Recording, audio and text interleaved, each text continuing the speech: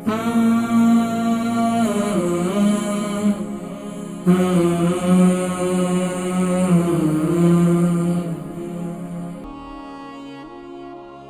बहन आयशा लंदन से, इनको हेपेटाइटिस सी के लिए पूछ रही क्या खाना चाहिए, फ्रूट वगैरह। तो अस्सलाम वालेकुम। अस्सलाम वालेकुम। वालेकुम सलाम जी। मेरी कौन बहन और कहाँ से?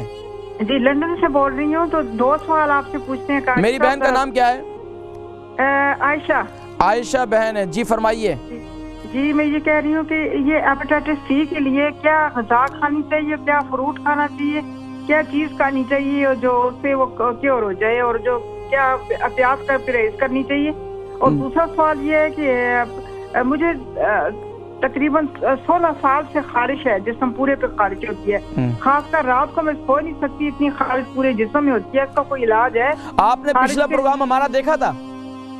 जी नहीं देखा। पिछला प्रोग्राम जो हमने खारिश पर ही किया था, एलर्जी पर किया था, यूट्यूब पर मौजूद होगा। इस्लाम चैनल की आप यूट्यूब देखिए, वहाँ पर मौजूद होगा। जी नहीं देखा मैंने। वो जरूर देखिएगा। मैं इंशाल्लाह इसका यरकान से मुतालिक यानी हेपेटाइटिस सी से मुतालिक मैं बतलाता हूँ आपको क्या इस्तेमाल करना चाहिए। ठीक है, बहुत शुक्रिया कॉल करने का। हमारी बहन आयशा लंदन से, इनको हेपेटाइटिस सी के लिए पूछ रही क्या खाना चाहिए, फ्रूट वगैरह।